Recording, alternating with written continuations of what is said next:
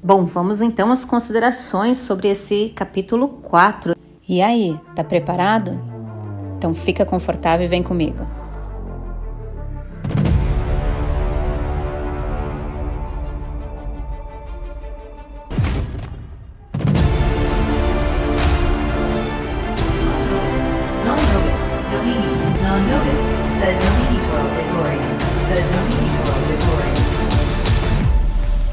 Paradise Lost by John Milton. E não tem como eu começar pelo fim. Terminamos ali com Satan crescendo. Eu só consigo imaginar a cena. Pensa, ele cercado por anjos, com as suas lanças apontadas, de repente ele abraça ele e começa a crescer como se fosse uma montanha, cheio de raiva, pronto para guerra, até que de repente Deus manda um sinal para ele. Gabriel vai lá, afronta ele, diz: baixa tua bola, você sabe, nós dois somos controlados por Deus, nem eu e nem você tem uma força maior do que o que Deus nos permite, mas a propósito eu tô bem mais forte do que você, dá uma olhadinha ali no sinal, dá uma consultada e vê o que você acha. E aí Satan acaba tendo que sair de lá derrotado. Mas antes disso também teve aquela cena em que ele tava transfigurado num sapo. Imagina ele lá fofocando, né, suspirando ali no ouvido da Eva, colocando ideias ruins dentro da cabeça dela, quando de repente ele toma uma cutucadinha. Pensa, os anjos dando uma cutucada no sapo e o sapo toma um susto, pula e vira o quê? Um próprio Satanás ali.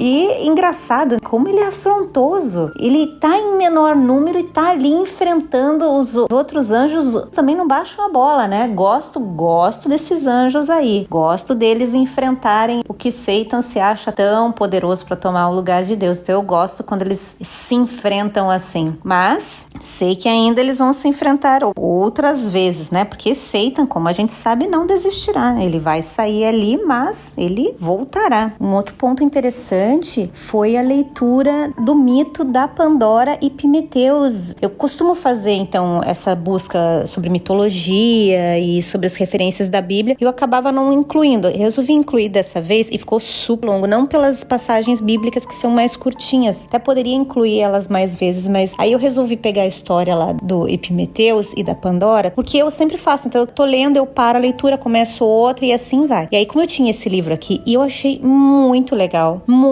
a forma em que ele conta que era um mundo só de crianças, ninguém envelhecia, ou seja, eram todos imortais ali, e eles não tinham pai nem mãe, assim como Adão e Eva não tinham pai nem mãe físico, né? O pai seria o pai do céu, Deus. A forma também com que a caixa ficava falando pra Pandora: olha, me abra, você tá curiosa, venha ver o que há de mal nisso, né? Você é bem mais esperta do que Epimetheus. Me remeteu muito à questão da serpente, e interessante que o símbolo da serpente também tá na história, porque o Mercúrio ou o Hermes, ele carrega então aquele bastão que tem a cobra circulando, então é como se fosse a cobra que tivesse deixado ali junto também a caixa pros dois ali. Outro ponto muito interessante era a referência em que só Adão naquele dia sai, que é a mesma coisa, só Epimetheus sai e Pandora fica sozinha com a caixa. Então eles estão sempre juntos, mas no único dia que eles se separam, a Pandora vai lá e mexe na caixa até que ela abre e liberta então todos os males. E é aquilo que a gente fala, tá, mas só no caso de Adão e Eva, só os dois pecaram, por que toda a humanidade vai sofrer? E ali ele tem uma representação diferente. Eles não tinham como ficar com aqueles males só com eles. Eles libertaram, né, abriram a porta da casinha deles lá e os males saíram e atacaram e atingiram todo mundo. As outras crianças que não tinham nada a ver começaram a crescer, começaram a envelhecer. As folhas das árvores então também começaram a cair, as flores murchavam.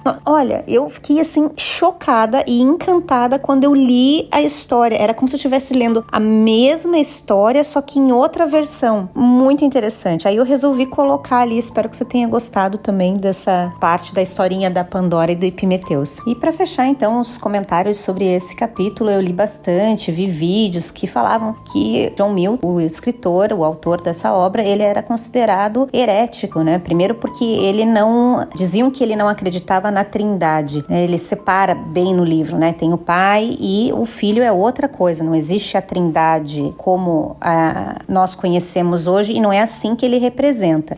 Uma outra acusação que eles fazem também é que ele inclui muitos elementos pagãos, né, de mitologia dentro do livro. Como a gente pode ver, ele conhecia muito de mitologia, tanto é que durante as notas de rodapé eles sempre colocam alguma coisa sobre a mitologia, alguma referência que ele estava fazendo, sobre os filósofos também. E eu acho que isso tem muito a ver porque ele queria escrever um poema épico e os poemas épicos eram baseados na mitologia. Então ele acaba trazendo essas referências para a obra dele, tendo assim que ele está profanando a história nesse conto, nesse spin-off da Bíblia, né? Ele tinha ali, se você pegar Gênesis, desde a criação do mundo até a saída de Adão e Eva do paraíso, são apenas 3 capítulos. Então no Gênesis 1 fala sobre a criação do mundo, Gênesis 2 fala a criação do homem e no Gênesis 3 já é a expulsão de Adão e Eva do paraíso. Gênesis 4 fala então da vida que eles tiveram fora do paraíso e Gênesis 5 então já começa a falar da descendência de Adão. Então a história ali é muito curta, ele precisava preencher as lacunas para contar o poema épico dele. E o poema épico ele tem algumas características que fazem dele um poema épico, né? O poema, ele é um poema narrativo, então ele acontece com um narrador onisciente em terceira pessoa contando a história. Ele também é estruturado pelas estrofes e versos que ele segue também,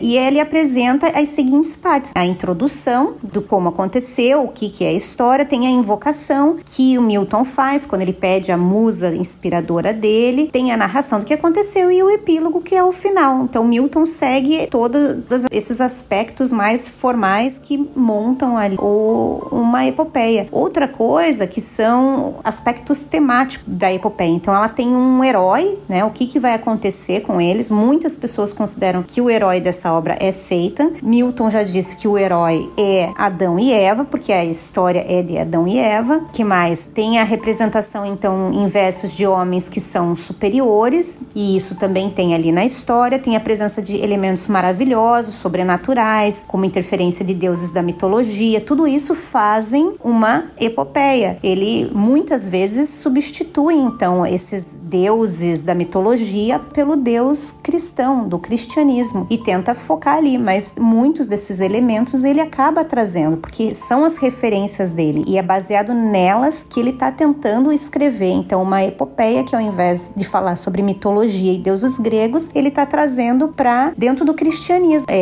Eu não vejo dessa forma que as pessoas falam, essa obra é uma obra herética. Não, eu acredito que tem a licença poética, ele precisava introduzir mais informações sobre o que aconteceu, porque na Bíblia é tudo muito objetivo, e eu não vejo esse tipo de problema. Enfim, acho que tô falando demais também. Bom, me diga o que você achou desse capítulo 4. Para mim, esse capítulo 4, ele começa o ápice do livro, né? Então, no primeiro canto, a gente fica um pouco confuso, não entende a linguagem, não entende do que ele tá falando, se ele tá falando com a musa inspiradora, quando ele tá falando dele mesmo, ou quando ele tá falando dos personagens. É muito confuso passar esse primeiro, mas depois que você vai no segundo, você começa a entender a história, ela começa a fluir. No terceiro, você já tá ali embarcado no que tá rolando, mas quando chega nesse quarto capítulo e os anjos ali começam a enfrentar Lúcifer, e aí tem o capítulo 5 e 6, para mim é o ápice do livro, é o 4, 5 e 6. Então a gente finalizou o 4 e vamos para o capítulo 5. Espero que você esteja gostando, eu estou bem empolgada com a leitura e não desista. É isso.